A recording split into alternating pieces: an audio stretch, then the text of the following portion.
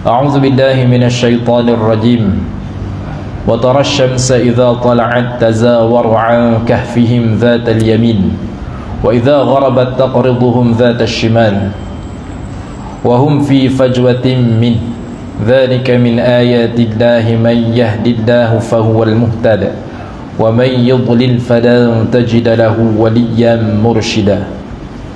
Sambungan daripada ayat lepas yang mana berkisarkan Ashabul Kahfi ni, 7 pemuda bersama-sama dengan seekor anjing lah, yang mana dia lari daripada seorang raja, yang raja ni nak bunuh mereka kerana mereka ni beriman.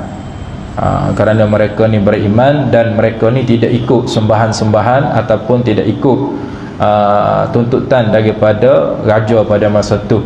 Nama dia Raja Daqyanus. Jadi setelah panjang lebar lah kita bincangkan lagu mana mereka ni boleh lari, dengan sebab ada berlaku perdebatan.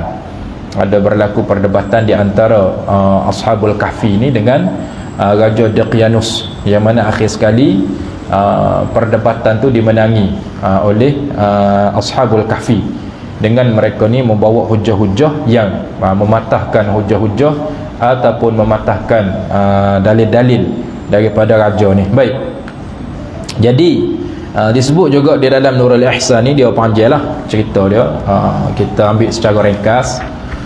Yang mana larinya pemuda Ashabul Kahfi ni ke suatu tempat, suatu tempat yang mana di kawasan bukit, nama dia Yanjlus, dan gua yang mereka masuk tu dinamakan Gua Wasid. Satu gua yang dinamakan Wasid, dan mereka duduklah di dalam gua tersebut sehingga Allah Subhanahu wa taala tidurkan mereka bersama-sama dengan anjing tu selama 309 tahun. 309 tahun. Dan sebelum mereka ni tidur, sebelum mereka ni ditidurkan oleh Allah Subhanahu wa taala, mereka ni pun ada juga duk cari ataupun duk tengok-tengok maklumat lah. Takut-takut jejak mereka ni diikuti oleh tentera-tentera ataupun oleh mata-mata raja ni. Ada seorang daripada salah seorang daripada Ashabul Kahfi ni, nama Yamlikha. Yamlikha ni lah yang tubik pergi tengok. Takut-takut ada mata-mata dan ada jejak-jejak mereka ni diikuti. Takut-takut dikhawatiri mereka ni dijumpai dan mereka ditangkap. Sehingga akhir sekali Allah Subhanahu wa taala ilhamkan kepada mereka untuk tutup pintu gua, dan Allah tidurkan mereka selama 309 tahun. Disebut juga di dalam tafsir ni juga disebut Allah Subhanahu wa taala tidurkan anjing ni betul-betul di depan pintu gua. Nama Qitmir. Hal lain ni tidur dalam, tapi anjing ni betul-betul Allah tidurkan dia duduk di pintu gua. Sehinggalah yang mana disebut Allah Subhanahu wa taala sebut wa tara asy-syamsa idza tala'at tazawaru 'an kahfihim dzatal yamin wa idza gharabat taqriduhum dzatal shimal. Dan engkau lihat matahari apabila naik, ia cenderung daripada gua mereka itu sebelah kanan. Wa idza gharabat taqriduhum dzatal shimal, dan apabila jatuh, yakni tenggelamnya akan mereka itu di dan apabila jatuh tinggal ia akan mereka itu pada pihak yang kiri. Artinya yang mana Allah Subhanahu wa taala letakkan mereka dalam gua ni, dan pancaran matahari yang masuk tu artinya tiada kena panas matahari pagi dan petang, dan tengah-tengah hari. Seolah-olah cahaya tu masuk ke atas, mereka duduk bawah. Seolah-olah cahaya tu menembusi di sebelah atas. Di pintu gua tu mereka duduk bawah, mana gelap. Tempat mereka duduk tu gelap semua. Dia gelap ni sedap tidur. Mereka ni tidur dalam keadaan yang selesa. Wahum fi fajwatin min, dan mereka itu pada sama tengah daripada keduanya. Maknanya mereka ni duduk tengah-tengah. Matahari naik pun tak kena, matahari turun pun tak kena. Maknanya duduk tengah-tengah. Selamatlah ataupun selesalah mereka ni, Allah Subhanahu wa taala tidur. Zalika min ayatillah, dan bermula yang demikian itu setengah tanda kekuasaan Allah. Yakni memati ashabul kahfi 309 tahun. Kemudian dibangkit akan dia dengan tiada berubah dengan masa yang mana tempoh yang cukup lama. Itu dalil yang kuat atas kekuasaan Allah Subhanahu wa taala yang membangkitkan orang yang sudah mati di hari kiamat dengan jasadnya dan menerima balasan kebajikan dan kejahatan. Jadi tak kena matahari ni, maksudnya tidur mereka ni dalam keadaan selesa, sama ada matahari tu naik ataupun matahari ala tengah hari ataupun jatuh, jadi cahaya tak kena kepada mereka. Itu merupakan tanda-tanda kekuasaan Allah Subhanahu wa taala. Tidur ni tanda kekuasaan Allah. Tidur ni merupakan satu nikmat. Ada orang ni dia mudah tidur di rumah payah. Dia nak tidur mudah mana? Mari masjid. Mari masjid mudah. Orang ngajar ke khutbah Jumaat ke, dia boleh negara. Itu merupakan satu nikmat juga tu. Tapi nikmat ni disalah guna.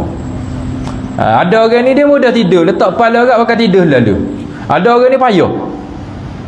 Nak payah. Maksudnya tidur ni dia merupakan satu nikmat, dan tidur ni dia merehatkan tubuh badan.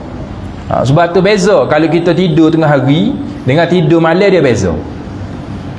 Orang yang tidur tengah hari ni dia tidak apa-apa, tak berefek ke apa pada badan dia. Bahkan kalau dia bangun tu dia jadi letih. Tapi orang tidur malam ni dia cukup time dah, dia tidur dah, dia bangun, dia tubuh dia akan sihat. Sebab tu bila ni kajian doktor lah, berapa zaman ni dah ramai orang muda kena penyakit jantung, kena darah tinggi, kolesterol dah. Rupa-rupanya orang muda lah ni trend dia tak tidur malam. Dia tak tidur malam. Kerja sehari penat. Pukul 3, pukul 4 baru tidur. Bangun pagi esok nak pergi kerja pula pukul 6, pukul 7 nak kena ada tempat kerja dah. Jadi dia kerja tu dalam keadaan dia ni nebing. Orang Kelantan kata nebing. Dalam dengar pening kepalanya, dengar tak cukup tidur akhir sekali dah. Tekanan darah tu jadi tinggi, dan badan dia ni dia akan tumbuh kolesterol jahat. Sebab tu zaman ni tak ada 40 tu ada belakang dah. Bila dikaji balik dengan sebab mereka ni tidak menjaga tidur. Dan tidur hak terbaik ataupun tidur yang betul-betul merehatkan tubuh badan ni, yang ni tidur cara Nabi. Dan waktu seperti mana Nabi tidur qailullah. Qailullah maksudnya tidur sebelum waktu zuhur. Sebab tu kalau pergi madrasah ke, pergi pondok-pondok ke dah, kebiasaannya kalau pukul 11 ke atas tu tak usah pergi lah, 11 pagi tak usah pergi lah. 11 pagi ataupun siapa ke tengah hari tu tak payah pergi. Sebab kebanyakan biasanya jadual madrasah ni, pondok ni dia akan tidur waktu tu. Sama juga orang-orang alim, tok-tok guru kan, kita kena tahu nak pergi jumpa tok-tok guru ni, kita kena tahu waktu-waktu mana. Jangan kita ingat time orang tak ada tu kita pergi. Sebab masa ni kita biar ada tok guru dengan kita. Sebenarnya pergi kena marah. Sebab orang tak pergi tu ada sebab lah tu. Contohnya waktu-waktu qailullah. Jangan ganggu waktu tu, waktu mereka sedang berehat. Ada orang dia pergi kan, payahlah nak jumpa tok guru, kita mari jauh-jauh. Tak fikir kau kita mari jauh. Marah dia. Sebenarnya kita pergi tu salah time, salah waktu. Salah waktu. Tapi pergi waktu lain, maknanya dia layan macam biasa. Sebab tok-tok guru ulama ni dia jaga masa, dia jaga waktu. Waktu nak beramal waktu mana, waktu dia berehat waktu mana, waktu nak jumpa orang waktu mana. Tebing layan orang semua kak nyanyi ke dia, tak maya sunat, tak apa, tak wirid, tak baca apa. Sebab tu kita nak pergi tu, nak jumpa orang tu biar tahu. Sama juga kita nak bertandang ke rumah orang, kita nak pergi ke rumah orang. Dia ada waktu-waktu dia, ada waktu yang diharuskan, ada waktu yang dilarang. Kita tahu dah waktu yang mana dilarang ni lepas subuh. Lepas subuh tu gelap cokoh dah rumah orang. Waktu ni tak boleh. Kita kena faham waktu ni waktu Kalau orang ada anak kecil ke, ada cucu ke, dia tengah kalut waktu ni, nak pergi atas, nak sekolah, nak buat sarapan, nak ada belakang lah. Jadi jangan ganggu. Sama juga bila mana berlaku kelahiran yang baru maknanya ada baby yang baru lahir, sama juga kalau boleh jangan gilah lagi dalam tempoh 3-4 hari tu, seminggu tu ayah pergi lagi. Sebab apa? Sebab masa tu baby ni tengah berenang. Malam dia tak tidur, jadi mak pak dia tak tidur. Siang kita pergi assalamualaikum nak tengok anak. Gulawan ni baru nak tidur. Sebab tu jadi ngotok, jadi marah tu. Jadi waktu dalam tempoh seminggu ni biar dulu, jangan pergi lagi. Sebab masa tu dia duduk tengah kalut. Tambah-tambah ibu bapak baru ni. Anak pukul 3-4 pagi bangun. Pukul 7 baru tidur. Jadi bila anak tidur, mak pun nak tidur juga. Kita 7.30 tu mari dah assalamualaikum, bunyi kata beranak baru. Mari nak tengok dah. Jadi masalah. Masalah dah. Lepas tu demo tak faham dah. Masa ni tidur ni berat natu dia tu tu.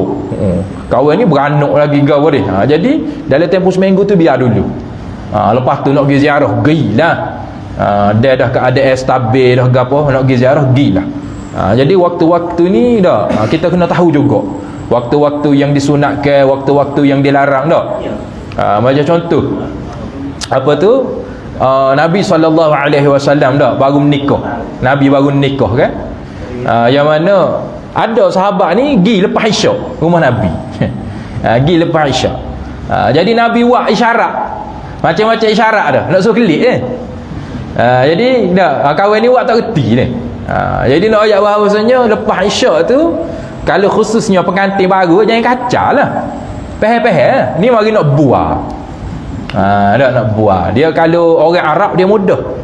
Orang Arab ni kalau dia akad tek kan, syai. Dia akad syai tu maksudnya habis time kena kelik. Kena kelik. Mula-mula dia jamu lah, makan buah ya agak pada. Okey, lah sudah makan tu dia buat akad syai, dia akad tek. Teh panah. Jadi lepas minum teh tu mungkin klik lah. Isyarat dia. Isyarat dia. Kita dak. Kalau tak buah, tambah. Gula gelebek mata dia nak layar dia. Jadi kena tahu waktu-waktu ataupun orang panggil masa tu. Sebab tidur ni merupakan salah satu nikmat juga. Khususnya qailullah. Qailullah ni kebanyakan imam-imam, ulama-ulama ni biasanya mereka amalkanlah. Yang ni tidur sekejap sebelum masuknya fardu zuhur. Sebab masa ni masa untuk charge ataupun untuk pulihkan balik tenaga-tenaga kita. Walaupun tidur tu dalam tempoh yang sekejap, tapi bila sedar kita bangun tu lain tenaga. Sebab tu budak-budak tahfiz ke apa, budak-budak pondok lah, budak tahfiz lah khususnya, orang pakai banyak tenaga ni, ngapa ni, dia ada waktu dia tidur. Lah ni Jepun kan dia buat kajian. Dia buat kajian, dia sudah praktik tidur qailullah ni untuk budak-budak tadika Jepun. Nampak Jepun ni walaupun dia negara orang dia ni tak ada agama. Jepun dia agama sembah tok nenek. Jepun ni dia sembah tok nenek, dia puja pohon buluh. Batu kalau pergi ke Jepun dia jaga hutan buluh ni, sebab dia kata apa, ruh-ruh ni ada duduk situ. Ruh-ruh tok nenek ni duduk dalam kawasan pohon buluh ni. Tapi dia ambil ataupun dia hak Islam aja ni, an-nazafatu minal iman ni dia ambil. Sebab tu negara dia bersih. Hak Islam aja orang lain ambil. Kalau pergi negara Islam tak ada ayat. Nak kotor. Nak Jepun ni siapa ke orang ambil gambar ke apa kan, lokal dia tu boleh mandi. Lokal dia boleh mandi. Lepas tu dia mendidik rakyat dia ni. Bukan tak ada isap rokok, ada isap rokok, tapi orang dia isap rokok kan buat bekah. Dia buat bekah isap rokok. Jadi dia isap rokok abuk tu, dia tik dalam bekah tu. Lepas tu puting dia lenyek, dia tutup buah dia lebih. Kita dak turun masjid tutup puting rokok pergi masjid. Abang pergi kuliah ada sekali tu, duk sandar tepi van jenazah isap rokok. Van jenazah isap rokok. Mu tak takut mati ke? Relax kata ustaz. Maaf ustaz, kita nak ambil nyamuk, dia kata. Nyanda di van jenazah. Ayatnya sikap ataupun disiplin. Ada disikat ataupun disiplin dia. Jadi nak ayat orang kita ni turun masjid tu isap rokok, tak ada apa, isap nak isap lagi tapi tu retik putih rokok keliling masjid. Sini alhamdulillah dah tak ada dia. Tu lain lah, cerita lain. Cerita lain. Nak ayatnya beza. Dia orang tak ada agama, orang Jepun ni, tapi dia reti bahasa. Dia reti bahasa. Dia mikir ke orang lain dah. Sebab tu Nabi kata la darara wala dirara. Jangan kamu ni menyebabkan orang mudarat dan jangan kamu memudaratkan orang lain. Nabi kata la darara wala dirara.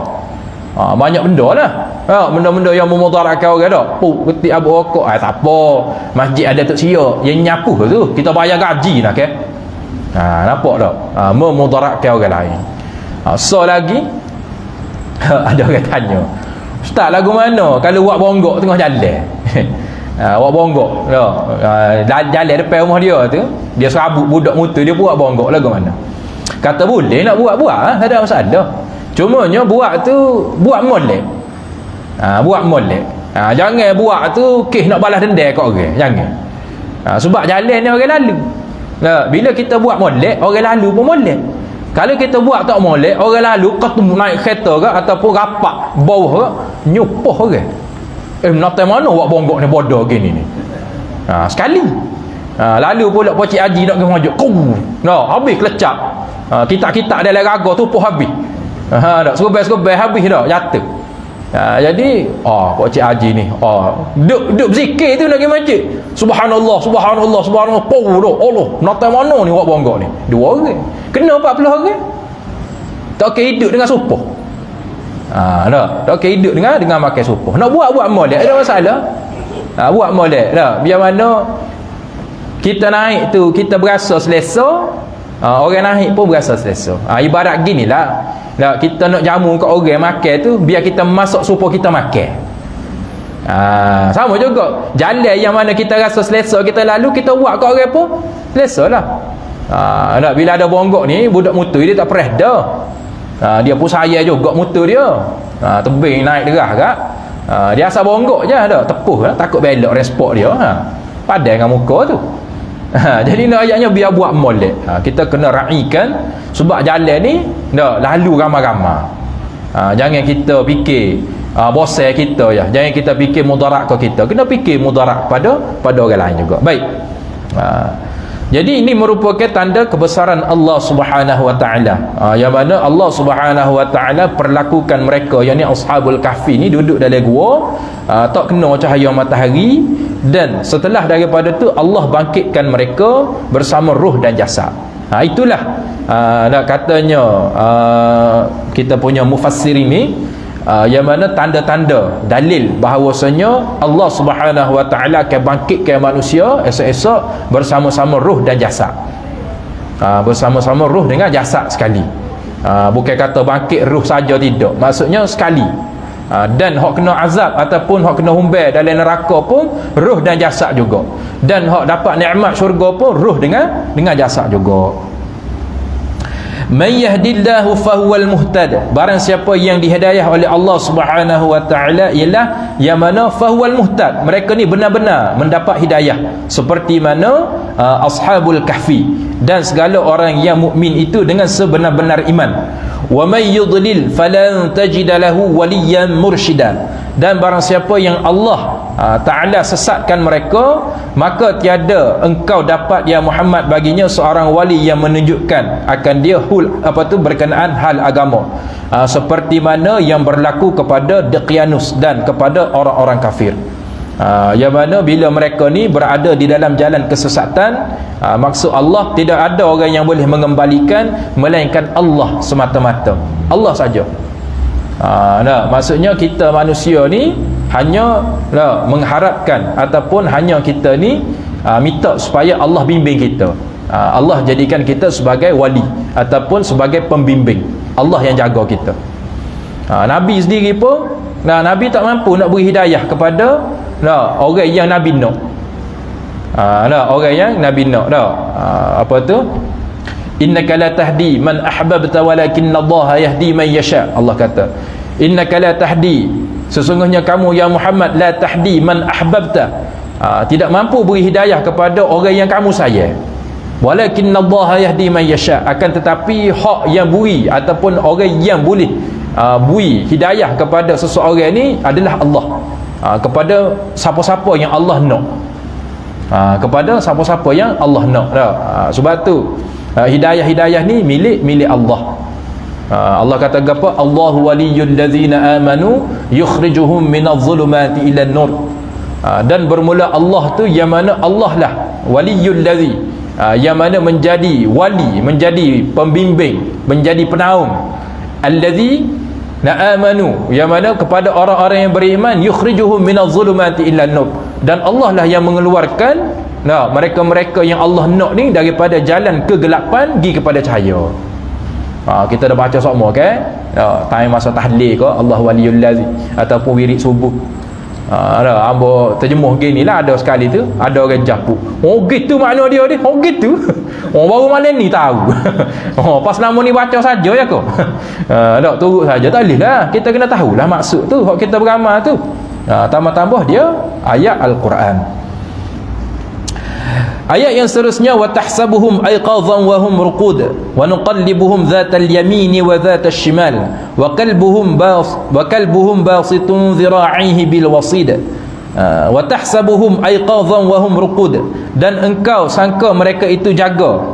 Jika engkau lihat mereka itu kerana mata mereka itu terbuka, dan mereka tu sebenarnya lena. Allah kata mereka ni tidur dalam celik. Tidur dalam celik seolah-olah tak tidur. Ini salah satu kekuasaan Allah Subhanahu Wa Taala dah. Maksudnya tidur tu tidur dalam keadaan celik. Lagu mana? Dia ada tai-tai dah tidur dalam celik. Boleh ingat kalau pergi khusus kan, rasa budak-budak dulu lah pergi khusus BTN kau gapo kan, tai berungga ke apa, letih kena lerak demo agak, tai ceramah dalam bengkel tu kan, tidur dalam celik. Kita celik dah kawan-kawan negara. Apa kali lagu tu kali ni. Tak bagus sebelah ke? Ingat kau dia mau tidur. Ingat kau dia mau celik, rupanya dia mau tidur. Tidur dalam celik. Ada juga dia. Tambah-tambah kita tidur tanya bawa kereta. Ada juga. Dia panggil microsleep. Ni bahaya microsleep ni. Tengah bawa kereta tu nego. Nego kadang-kadang 10 saat 15 saat. 10 saat 15 saat ni bahaya. Microsleep ni kita dah leh celik moga hilang kawan dia masuk gaung. Sodok punggung orang ada tu. Dia terlampau letih. Tapi hak ni bukan letih ni. Hak ni adalah dalil ataupun kekuasaan Allah Subhanahu Wa Taala. Wa nuqallibuhum dhatal yamini wa dhatal shimal, dan kami alihkan mereka itu yang mana sebelah kanan, bagi sebelah kanan, dhatal yamin, dan setahun yang mana setahun sekali dibalikkan. Dan pada hari-hari Ashura, yang mana hari Ashura ni yang mana setiap 10 purnama. 10 purnama ni apa tu kita panggil dia ni gak 10 bulan Hijriah lah. Dia kalender hak betul, kalender Hijriah. Kalender Masihi ni dia tak betul dah. Dia kalender Hijriah ni dia ikut peredaran ataupun ikut sahih bulan. Bila mana 13, 14, 15 itu permulaan apa tu masuk kepada fatrah purnama. Masuk fatrah purnama, maksudnya bulan-bulan. Sebab tu 13, 14, 15 setiap bulan Hijriah kita disunatkan puasa. Dipanggil puasa hari putih. Puasa hari putih. Ada disebut di dalam kitab tasawuf, puasa hari putih ni kita ikut cara Nabi. Kalau nak beramal terahlah buat deh. Sebab puasa hari putih ni antara kaifiat ataupun fadilat, dia memberikan kesihatan kepada tubuh badan. Ada yang mana disebut dalam satu hadis Nabi ni bila puasa hari putih Nabi tidak makan muka lain kecuali 2 benda Nabi makan. Nabi makan kurma dengan susu. Tu je. Cuba buka kurma dengan susu, lepas tu sahur pun kurma dengan susu 3 hari berturut-turut. Terawak. Terawak. InsyaAllah Allah bagi kita kesihatan. Tapi ada je ni, kawan tak boleh. Kawan jenis perut nasi. Buka dengan nasi. Cubalah, sebab nafsu ni kita puasa ni kita nak tarbiyah nafsu, kita nak latih nafsu kita. Hak kecek nak nasi, hak kecek nak akak, hak kecek tu, hak tu nafsu lah tu. Nafsu dah. Tengok bulan puasa lagu mana. Gi bulan puasa gi bazar Ramadan, bawa pitih 20 ya habis licin. 20 ya tu air saja.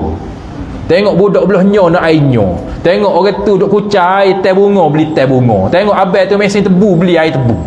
Air saja 20 ya. Bila Allahu Akbar makan kurma, minum air masak. Tak sih dah. Tengok saja air. Aduh dah. Minum 2 tegak tu tak segi dah. Manis lajak lah macam-macam. Esok tak sih dah, insah dah. Esok beli pula. Tu nafsu dah tu, nafsu. Sebab dia bergerak, dia nak belakang. Nah, bila mana buka puasa tegak, tak ada nafsu tu. Sebab tu biar terang puasa hari putih ni kita cuba buat. Cuba buat makan kurma dengan minum susu. Cuba latih. Tak boleh buat 3 hari direct pun, buat sehari dulu tak apa. Buat sehari dulu dah. Kita pentinglah di untuk kita nak latih ataupun nak tarbiyah diri kita ni. Tidak lain, kita kena kejar puasa sunat, semaya sunat, 2 tu je. Sebab bagi wajib kita tambah dah. Subuh 2 rakaat situ lah, Isyak 4 rakaat situ, kita tambah dah. Alim wajib alim ke warak setara mana pun 2 rakaat. Tak boleh aku hari ni sebab aku ni mari zub. Mari orang panggil mahabbah dalam hati ni. Wah, berasa aku nak semaya subuh 3 rakaat. Tanda aku cinta pada Allah. Tu orang panggil sesak barak. Dhallu fa'dhallu. Walau dia mau semaya 3, tahu kau yang mari zub tadi. Tubik 3. Dia bukan zub tu. Dia panggil kena tipu ke setan. Dia kalau sunat ni kita teruskan dah. Tapi hak wajib tu setara tu, cuma hak wajib ni, hak fardu ni kita kena jaga kualiti dia. Dari segi kualiti ibadah tu kena jaga. Nak jaga lagu mana? Kena ngaji. Tak ngaji lagu mana kita nak tahu dia. Dari segi rokok kita, sujud kita, bacaan kita dalam semaya ke apa semua sekali tu, kita kena jaga kualiti ibadah kita tu. Barulah Allah terima. Baik.